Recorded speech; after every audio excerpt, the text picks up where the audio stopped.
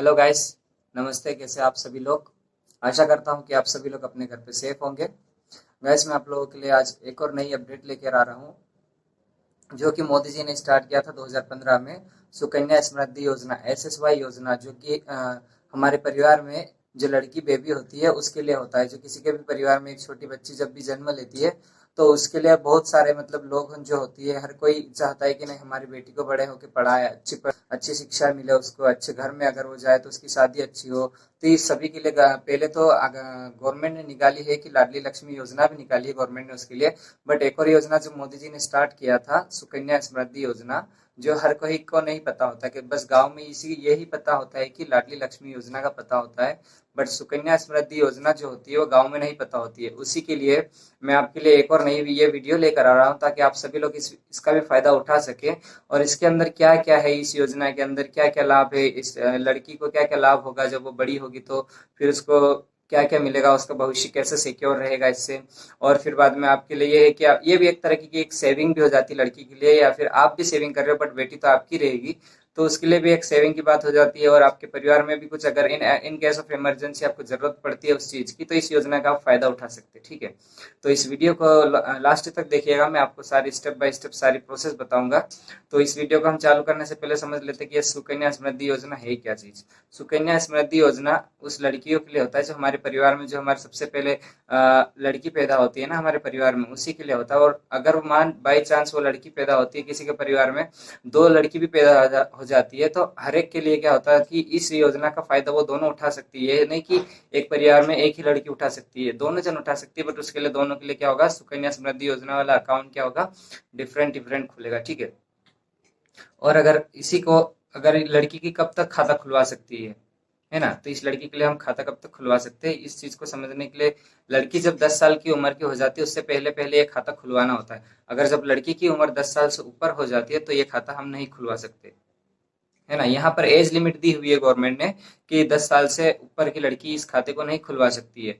और बाकी 10 साल से छोटी जो भी लड़कियां हो, या फिर परिवार में कोई भी हो, छोटी बच्चियां हो, उनके लिए खाता खोला जा सकता है, ताकि वो आने वाले भविष्य में उसको काम पर आए। ठीक है, तो चलिए ठीक है। और बाकी सारा जो है वो मैं आपको बताऊंगा, सारा मैं आपको स्क्रीन पे बताऊंगा, स्लाइड से समझाऊंगा, ताकि आपको आसानी से समझ में आ जाए कि आपको क्या प्रोसेस है इसकी, इससे क्या क्या लाभ है, इसको मतलब कौन कौन इसका फायदा ले सकता है, फिर इसमें कहाँ कौन कौन सी बैंक में इसका खाता खुलाया जा सकता है। मैं आपको सारा इस वीडियो में बताने वाला हूँ, तो मेरे साथ बने रहिएगा। अगर वीडियो आपको अच्छी लगती है, नॉलेजेबल रहती है आप सभी के लिए, तो आप इस वीडियो को लाइक करिएगा, कमेंट करिएगा, और कमेंट करके मुझे बताइए कि अगला वीडियो में किस टॉपिक पर लेके आओ। और चैनल पे नए हो तो सब्सक्राइब जरूर करिएगा। थैंक हेलो दोस्तों। जैसे मैंने आपको बताया था कि इस योजना के बारे में आपको स्लाइड्स के ऊपर बताऊंगा, तो मुझे अभी मैं स्लाइड्स पे आपको ये सारा समझाने वाला हूँ, तो मेरे साथ बने रहिएगा। मैं आपको सारी चीज़ें टॉपिक वाइज बताऊंगा, और कैसे इसमें क्या करना है, क्या क्या योजना है, इसकी क्या क्या प्रोसेस है। ओके, तो ठीक है, चलते हैं अपन इसके बारे में और आगे देखेंगे सुकन्या समृद्धि योजना एक्चुअल में है क्या चीज़, और इसमें क्या क्या फ़ायदे हैं, और इस योजना को कौन कौन लाभ उठा सकता है, फिर इससे कहाँ कहाँ आप कब कब विड्रॉल कर सकते हैं इस पैसे को, और फिर बाद में एक परिवार में कितने खाते होते हैं, इसमें आपको कितना ब्याज मिलता है, सारी बात करेंगे। ओके, तो चलिए मेरे साथ बने रहिएगा। ठीक है। ओके, सुकन्या समृद्धि योजना के बारे में अगर हम जानना चाहते हैं, तो इसको मोदी जी ने स्टार्ट किया था 2015 में, है ना। इस योजना को इसलिए स्टार्ट किया था ताकि बेटियों को सुरक्षा मिली रहे, मतलब उनके भविष्य की सुरक्षा रहे उनके हाथों में, और उनका भविष्य क्या रहे, उज्जवल रहे और अच्छा रहे। ठीक है, इसी के लिए मोदी जी ने इसके लिए निकाला था, ये वाली स्कीम निकाली थी, ताकि लड़कियों को इन फ्यूचर उनको क्या रहता है कि उनको अच्छी पढ़ाई करनी होती है, तो घर वाले का कभी सपोर्ट नहीं मिल पाता है, या फिर घर वाले का कबर अच्छी शादी करवाना चाहते हैं तो उनके पास कभी पैसे नहीं होते। तो इसी के कारण जब गवर्नमेंट ने ये स्कीम निकाली थी कि इन फ्यूचर लड़कियों की भविष्य में कुछ अच्छा हो सके उनके लिए, इसीलिए गवर्नमेंट ने इस स्कीम को निकाला था। और ये स्कीम उन्हीं लड़कियों के लिए है, उन्हीं बेटियों के लिए, अपने घर की बेटियों के लिए जिनकी उम्र कम 10 साल से कम की हो, सिर्फ वही लोग इस योजना का फ़ायदा उठा सकते हैं। ओके, ठीक है। इस योजना के नियम और शर्तें क्या क्या है, टर्म्स एंड कंडीशन क्या क्या है इस स्कीम के, वो हम जान लेंगे।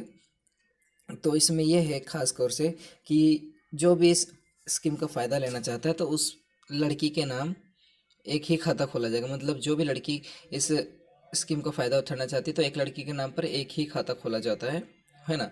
और अगर परिवार में जुड़वा बच्चियां हो, अगर आपके परिवार में बाई चांस ट्विंस होती है लड़कियां, तो ट्विंस लड़कियों के लिए दोनों के नाम पर अलग अलग खाता खोला जाएगा, है ना। और एक परिवार में सिर्फ 2 ही खाते खोल सकते हैं। ओके ओके, फिर इसमें हम देखेंगे डिपॉजिट, हम कितना इसमें पैसे कितने डिपॉजिट कर सकते हैं, इसकी क्या क्या वो रहती है प्रोसेस रहती है, ठीक है। तो इस अकाउंट को ओपन करने के लिए आपको 250 रुपये लगते हैं, है ना। एक्चुअल में देखा जाए तो 250 रुपये भी आपको ओपन करने के नहीं लगते, फ्री के ओपन हो जाता है अकाउंट। बट हाँ, 250 रुपये उसमें डिपॉजिट करने के लगते हैं, है ना। इसीलिए मैंने आपको 250 बताया। और इस पैंडमिक से पहले इस अकाउंट को ओपनिंग इस अकाउंट ओपनिंग की चार्ज थी मात्र, सॉरी मात्र नहीं, 1000 रुपये थी। बट अभी गवर्नमेंट ने उसे मात्र 250 रुपये कर दिया गया है ना। वो भी इस पैंडमिक की सिचुएशन को देखकर। और इस खाते में आप कम से कम इसमें 250 रुपये को रखना आपको अनिवार्य है, मतलब सालाना आपको 250 रुपये इसमें जमा करना अनिवार्य है। अगर बाई चांस अगर आप इसमें नहीं करते हो तो उसकी पेनल्टी भी लगती है, तो वो आपको मैं आगे बताऊंगा। बट हाँ, आपको ये है कि इसमें कम से कम आपको 250 रुपये रखना है। और ज़्यादा से ज़्यादा आपको, कम से कम नहीं, अब ज़्यादा से ज़्यादा की बात करें तो ज़्यादा से ज़्यादा आप इस खाते में कम से कम 1.5 लाख रुपया रख सकते हैं, ठीक है। तो ये 1.5 लाख रुपया जैसे मैंने आपको बताया, वो आपको इसमें जमा करना होता है ज़्यादा से ज़्यादा। और कम से कम बताया जाए तो ये 250 रुपये, है ना। ये 250 रुपये आपको कम से कम इसमें रखना जरूरी है, ठीक है। ओके, पेनल्टी की बात की जाए, है ना, पेनल्टी की बात की जाए तो एक्चुअल में पेनल्टी किस चीज़ की इसमें लगती है ना। अगर मान लीजिए, अगर आपने 2 साल या 5 साल तक इस अकाउंट में पैसे जमा नहीं किए, है ना, 5 साल तक आपने इस अकाउंट में पैसे जमा नहीं किए, है ना, तो उसको आपको पेनल्टी देनी होगी उसकी, क्योंकि आपका अकाउंट मेंटेनेंस नहीं हो रहा है। तो नॉर्मली अगर हमारे अकाउंट भी जो बड़ी बैंकों में होते हैं, मान लीजिए जो ज़्यादा बैंक होता है, तो उसको मेंटेनेंस करके रखना पड़ता है ना। अगर मेंटेनेंस नहीं करते हैं तो हमारे अकाउंट से अपने आप पैसे क्या हो जाते हैं, है ना, कट जाते हैं, है ना। तो वैसा इसमें भी है, अगर आपने इसमें अकाउंट को मेंटेन करके नहीं रखा, हर साल 250 रुपये इसमें आपने डिपॉजिट नहीं किए, तो इसमें आपको क्या करना होगा कि पेनल्टी देनी होगी आपको बैंक को, है ना। तो पेनल्टी भी इसमें कितना रुपया लगता है वो मैं आपको बता दूंगा। कि बाई चांस एग्जांपल के लिए आप ले लीजिए, है ना, मान लीजिए 5 साल तक आपने 250 रुपये इसमें जमा नहीं किए, है ना। तो 5 साल के आपको 250 रुपये मिला के आपके टोटल हो जाते 1250 रुपये, है ना। 1250 रुपये इसमें यहाँ हो जाते कितने, 1250 रुपये इसके आपके टोटल हो जाते, प्लस पेनल्टी आपको देना पड़ता है 50 रुपये। तो टोटल आपके कितने हो जाते हैं आपको पता है, टोटल हो जाते हैं आपके 1300 रुपये आपके टोटल हो जाते हैं, है ना। तो ये आपको क्या करना है रहता है कि पेनल्टी के साथ मिला के आपको 1300 रुपये देना रहता है। मतलब मान लीजिए अगर आप 1 साल भी उसको अकाउंट मेंटेन नहीं करते हो, या 2 साल नहीं करते, चाहे 5 साल नहीं करते या 10 साल नहीं करते, बट आपको इसका पैसे जो है वो कितने देना है, आपको सिर्फ मात्र 50 रुपये पेनल्टी देना है। तो इसमें पेनल्टी के ऊपर भी आपके लिए बहुत कम ही जुर्माना लगाया गया है। तो इसका बहुत अच्छी तरीके से आप फ़ायदा उठाइए, जितना हो सकता है उतना आप इसका फ़ायदा उठाए, ताकि इन फ्यूचर आपकी लड़की को भी इसका भविष्य में काम आ सके, ठीक है। और कम से कम 250 की बात कर रहे हैं तो कम से कम 250 तो आप ऐसे, आई थिंक, कोई कपड़े लेने में, और 250 का तो आजकल हर महीने रिचार्ज ही हो गया है हर सिम का। चाहे आप जियो लो, एयरटेल लो, फिर बाद में बात की जाए तो आइडिया लो, है ना, आइडिया वोडाफोन लो, किसी का भी लो। BSNL का इतना सस्ता है, बट BSNL का सिम आजकल बहुत कम यूज़ होती है, जियो और एयरटेल की ज़्यादा यूज़ हो रही है। तो देखा जाए तो रिचार्ज ही आप उतने का करवा लेते तो 1 साल में आपके लिए 250 रुपये देना कोई बड़ी बात तो नहीं होगी, है ना। तो आप 250 क्या, 250 से ज़्यादा रखिए तो आपकी बच्ची के लिए अच्छा रहेगा आगे। ओके, अब किस किस बैंक में आप इस अकाउंट को ओपन करवा सकते हैं। तो इस खाते को ओपन करवाने के लिए आपको कोई सी भी बैंक में आप करवा सकते हैं। First of all post bank, मतलब पोस्ट बैंक में अधिकतर डिमांड रहती है सरकारी योजना के लिए। तो आप पोस्ट बैंक में खुलवा सकते हैं, SBI में खुलवा सकते हैं, बैंक ऑफ इंडिया में खुलवा सकते हैं, इलाहाबाद बैंक में खुलवा सकते हैं, आंध्रा बैंक में खुलवा सकते हैं, बैंक ऑफ बड़ौदा में खुलवा सकते हैं, कनारा बैंक हो गई, BOI हो गया, बैंक ऑफ महाराष्ट्र हो गया, corporation bank, central bank of India, Indian overseas bank हो गया, ICICI बैंक, देना bank, Indian bank, UCO bank, syndicate bank, United bank of India, PNB Punjab national bank, union bank of India, oriented bank of commerce, IDBI bank, Vijaya bank, axis bank and etcetera, है ना। और कोई भी bank है, बहुत सारे बैंकों का नाम मैंने इसमें मेंशन नहीं कर पाया, हाँ, बट आप उसमें भी अकाउंट खुलवा सकते हैं, हर एक बैंक में खुलवा सकते हैं जो भी RBI से कनेक्टेड रहती है। ओके, ठीक है। अब हम बात करेंगे इंटरेस्ट रेट। ओहो, ये तो बहुत ही अच्छा टॉपिक है आपके लिए भी, और इसमें बहुत ज़्यादा फ़ायदा भी आपको मिल रहा है इंटरेस्ट रेट में, तो ये बहुत अच्छी बात भी है ना। इंटरेस्ट रेट की बात की जाए तो इंटरेस्ट रेट इसमें आपको दिया जाता है पर ईयर 7.6%, मतलब 7.6% आपको ब्याज दर दिया जाता है प्रति वर्ष, ठीक है। और पेंडेमिक से पहले, मतलब ये जो महामारी आई थी हमारे देश में लॉकडाउन से पहले, इसका ब्याज दर था 8.6%, मतलब 8.6% इसका इंटरेस्ट रेट था। और यहाँ आपको ब्याज जो होता है पीएफएफ से ज़्यादा मिलता है ना। ब्याज आपको इंटरेस्ट भी बहुत ज़्यादा मिल रहा है। और हाँ, याद रखें इसकी कंपाउंडिंग क्या होती है, सालाना होती है, मतलब इसकी compounding happens annually, right. Okay, तो इसकी कंपाउंडिंग सालाना होती है। और इंटरेस्ट किसके द्वारा डिसाइड किया जाता है, गवर्नमेंट के द्वारा, वो भी कितना है, क्वार्टरली, मतलब सरकार द्वारा हर 3 महीने में इसका जो इंटरेस्ट रेट है, ब्याज दर है, वो डिसाइड किया जाता है, मतलब बदलता रहता है ना। तो समय समय पे भी इसका ब्याज भी बदलता रहता है, बट अभी 7.6 चल रहा है, तो आप इसका फ़ायदा आराम से उठा सकते हो। टैक्स की बात करें तो इसमें टैक्स की बात की जाए तो टैक्स तो इसमें देखा जाए तो जो हमारे क्या बोलना चाहिए, हमारे संविधान की धारा 80C के तहत इसमें टैक्स की पूरी छूट दी गई है आपको, है ना। In this tax exemption has been given under section 80C, है ना। आपको धारा 80C के तहत आपको इसमें टैक्स की छूट दी गई है, मतलब एक्सपेक्ट, ठीक है। तो मतलब आपको पूरी तरह से छूट छूट छूट दी जाए, मान लो या ये की बराबर कि आपको टैक्स देना ही नहीं है कोई से भी इसमें, है ना। गवर्नमेंट ने इस पर टैक्स का आपको पूरी पूरी छूट दी है, तो आप इसका भरपूर फ़ायदा उठा सकते हो, है ना। कोई टैक्स भी भरना नहीं पड़ेगा, चाहे आपके कंपाउंड हो के, चाहे वो 1 लाख हो रहा हो, या फिर उसका 10 लाख हो रहा है, या 50 लाख हो रहा है, या 70 लाख, 90 लाख, 1 करोड़ भी क्यों ना हो रहा, आप कितने भी ज़्यादा जमा किया, नहीं इतना तो नहीं होगा, आपको कम से कम 66 लाख तक जाएगा, उससे ज़्यादा नहीं जाओगे आप, क्योंकि उसमें आप कम से कम 1 साल में 1.5 लाख ही डालना है, ठीक है। अगर ब्याज बढ़ जाता है तो वो जा सकता है 66 लाख से ऊपर, बट हाँ 70 से नीचे ही रहोगे आप, तो आपको कोई टैक्स देने की कोई ज़रूरत भी नहीं है, क्योंकि टैक्स पे गवर्नमेंट ने इस पे टैक्स छूट कर दिया है, इसको टैक्स में पूरी छूट दी है, ठीक है। ओके, अब हम बात करेंगे डॉक्यूमेंटेशन की, मतलब दस्तावेज। इसमें आपको खाता ओपन करने के लिए हमें क्या किस किस डॉक्यूमेंट्स की आवश्यकता होती है, मतलब किस किस डॉक्यूमेंट्स की हमें ज़रूरत होती है। तो खाता खोलने के लिए आपको क्या रहता है, अकाउंट ओपनिंग फॉर्म जो हर बैंक में दिया जाता है खाता खोलने के समय, तो ये तो कॉमन सी बात है कि आपको ये वाला फॉर्म लगेगा, है ना। और बच्चे का जन्म प्रमाण पत्र, जो कि आप अगर आपके बच्चे की अगर आपका बच्चा हॉस्पिटल में पैदा हुआ हो तो हॉस्पिटल का होगा, या फिर गांव में होता है तो भी आजकल हॉस्पिटल से बन जाता है, या फिर देखा जाए तो ऑनलाइन भी बन जाता है, या फिर पंचायत में भी पहले लिखवा के हो जाता था, बट अब सारा सिस्टम ऑनलाइन कर दिया गया, तो हॉस्पिटल से या फिर ऑनलाइन से आप बनवा सकते हैं जन्म प्रमाण पत्र, अगर नहीं है तो, बट होगा आई चांस, सभी को आजकल तो दिया जाता है, गवर्नमेंट के हॉस्पिटल हो चाहे प्राइवेट हॉस्पिटल हो, है ना। और एड्रेस प्रूफ के लिए गार्डियंस का, या फिर आई थिंक उसके अभिभावक का या उसके माता पिता का लाइसेंस चाहिए होता है ना। एड्रेस प्रूफ के लिए उसका लाइसेंस, वोटर आईडी, और फिर राशन कार्ड उसका रहना अनिवार्य है, और बिजली बिल, ये इसके लिए है एड्रेस प्रूफ के लिए। इन सभी में से कोई सा भी एक डॉक्यूमेंट्स चलेगा, है ना। और आइडेंटिटी प्रूफ के लिए उसको क्या दिए रहता है, मतलब पहचान पत्र के लिए उसको क्या चाहिए, तो पहचान पत्र के लिए उसको सिर्फ आधार कार्ड और पैन कार्ड की ज़रूरत है। आधार कार्ड और पैन कार्ड से इसका काम हो सकता है ना। डॉक्यूमेंट्स इसमें आपको इतने ज़्यादा झंझट की नहीं ज़रूरत है। हाँ, आई थिंक फ़ोटो भी लगती है उसको, है ना। यहाँ मैं मेंशन नहीं कर पाया, फ़ोटो भी लगती है परिवार की, है ना, परिवार की, आई मीन पापा की और मम्मी की और उनके बेटे की, मतलब तीनों की फ़ोटो लगती है, वो भी ग्रुप फ़ोटो। ओके, अब इसको विड्रॉल कब कब कर सकते हैं, है ना। इसको विड्रॉल आप तभी कर सकते हैं, इसकी भी कुछ कंडीशंस रखी है गवर्नमेंट ने। इस फंड को आप तभी विड्रॉल कर सकते हैं जब अगर बाई चांस कहीं लड़की की शादी की बात आ रही हो, या फिर उसकी शादी होना हो, तो उसको आपको पैसे की ज़रूरत है, तब आप विड्रॉल कर सकते हो। या फिर हाँ, लड़की की उच्च पढ़ाई के लिए, मतलब हायर एजुकेशन के लिए आप इसके पैसे को विड्रॉल कर सकते हो, वो भी पूरे नहीं, याद रखें पूरे नहीं। जैसे मैंने आपको बताया है, यहाँ पे 50% ही आप यहाँ पे विड्रॉल कर सकते हो, तो ये 50% ही आप विड्रॉल कर सकते हो। और उसके लिए लड़की की एज होना चाहिए 18 साल, तभी आप इसको विड्रॉल कर सकते हैं, ठीक है। ये जैसा मैंने यहाँ लिखा है 18 साल होना अनिवार्य है, तो 18 साल होना है, तभी जाके आप इस पैसे को निकाल सकते हो।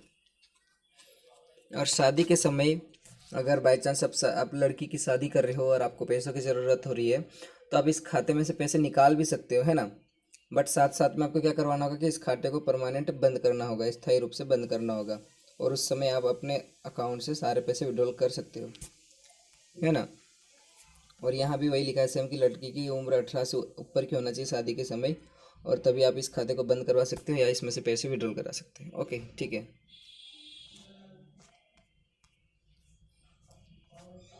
अब हम बात करेंगे, कुछ डाउट्स होते हैं ऑडियंस के या फिर दर्शकों के, कुछ डाउट्स भी आते हैं, है ना। जैसे मैंने देखा था कुछ वीडियोस में, तो वहाँ डाउट्स बहुत थे, मैंने उनके कमेंट्स में जाके पढ़ा, पहले मैंने इसकी रिसर्च की, बाद में ये वीडियो लेकर आ रहा हूँ आप सभी के लिए, है ना। क्योंकि मेरे कॉन्टेक्ट में अधिकतर गाँव के लोग हैं और गाँव के लोगों को ये सारी योजना के बारे में नहीं पता होता है, तो मैंने सोचा कि उनके लिए ही अधिकतर ये निकल आई, तो ये योजना मैं उन्हीं के लिए वीडियो बना दूँ। देखा, है ना। तो इसमें हम देखेंगे क्या क्या डाउट्स आते लोगों के। अब बहुत से लोग उन्हें पूछते हैं कि क्या ये खाता बीच में बंद कराया जा सकता है, क्या ये मुमकिन है या नहीं है ना। तो एक्चुअली तो ये बीच में बंद नहीं कराया जा सकता, आमतौर पर यह संभव नहीं है ना। बट हाँ, 2 से 3 केसेस में ही ये संभव है ना। वो भी इन केस ऑफ इमरजेंसी, कुछ इमरजेंसी होने पर ही आप इस खाते को बंद करवा सकते हैं ना। तो क्या क्या इमरजेंसी है अब हम सारा देख लेते हैं। ओके, इस केसेस को आप, इस खाते को आप तभी बंद करा सकते हो, कब, या फिर बालिका की मृत्यु हो जाती है दुर्भाग्य के कारण, है ना, तब आप इस खाते को बंद करा सकते हैं। In case of death of girl, okay, तब आप इस अकाउंट को क्लोज करवा सकते हो।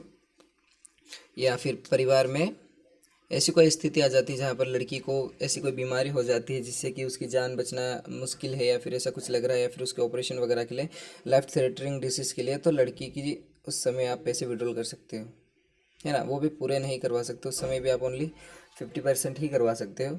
बट हाँ, अगर ऐसा लग रहा है आपको कि नहीं लड़की की मौत हो गई, तब तक पूरे विड्रॉल करा सकते हो। और इन केस ऑफ बीमारी के समय भी आप पूरे विड्रॉल करा सकते हो, क्योंकि अब पता नहीं डॉक्टर कितने मांग रहे हैं, नहीं आपको पता है। अगर डॉक्टर बोलता भी है तो लाखों में ही बोलेगा, अगर उसका बड़ा ऑपरेशन होना हो या फिर कुछ भी होना हो, है ना। तो सारे पैसे आप उस समय विड्रॉल कर सकते हैं, इस पर कोई रोक नहीं दी है गवर्नमेंट ने, है ना।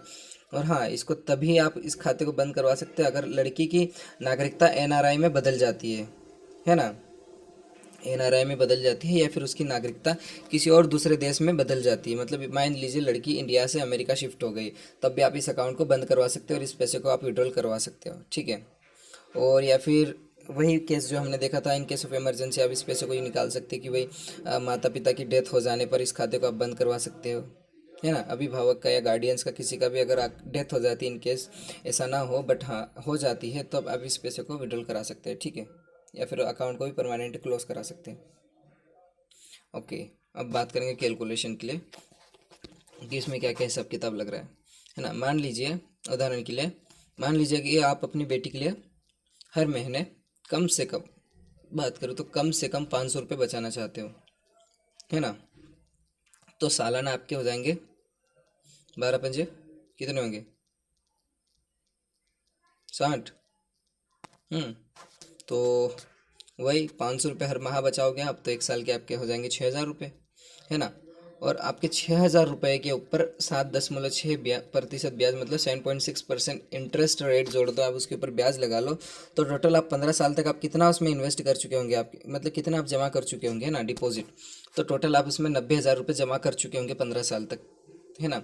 मतलब खाता कब खुलवाया, चाहे आपने खाता 2020 में खुलवाया, तो 2020 से लेकर 2030 तक 10 साल हो गए, फिर आगे 35 तक, मतलब जब से अकाउंट आपने अकाउंट ओपन करवाया है तब से 15 साल तक के बीच में आपको 90,000 रुपये आप जमा कर चुके होंगे। तो उसी का अगर आपको गवर्नमेंट बैंक की ओर से आपको टोटल आपका कितना हो जाएगा इंटरेस्ट के साथ देखा जाए, तो आपको कम से कम 1,73,722 रुपये बैंक की ओर से आपको मिलेंगे, है ना। ये आपको तो बैंक की ओर से मिलेंगे। अगर आप चाहते हो कि यही पैसे को, कि आप 15 साल में, अगर आपको लगता है कि नहीं 15 साल में मुझे ज़रूरत नहीं इन पैसों की, अब मैं 21 साल तक रखता हूँ इन पैसों, मतलब लड़की की 21 साल की उम्र तक आप रखते हो, है ना। तो आपके ये पैसे टोटल हो जाएंगे 2,63,722 रुपये, है ना। 21 साल तक अगर आप इस खाते को मेंटेन रखते हो तो।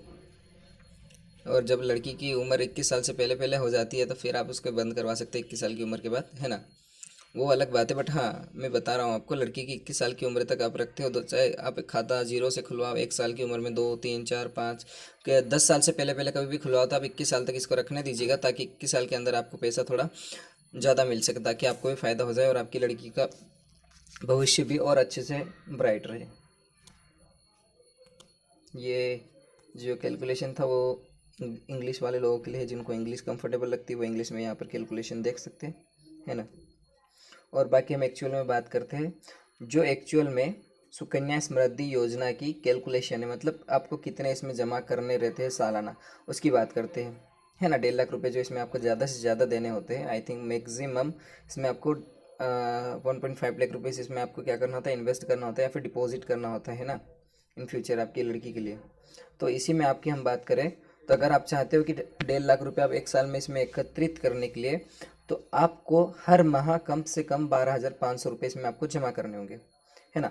12,500 रुपये हर माह क्यों जमा करने होंगे, तभी तो आप एक साल में कम से कम 1.5 लाख रुपये करवा सकते हो। हाँ भाई, अगर आपको लगता है कि नहीं मैं इकट्ठे कर सकता हूँ, तब कोई बात नहीं। अगर आप कोई बड़े अच्छे आदमी हो या फिर बिजनेसमैन वगैरह हो या फिर आपके परिवार में कोई अच्छी खासा पैसा हो, तब हाँ आप उस केस में आप 1.5 लाख रुपये इकट्ठे जमा कर सकते हो।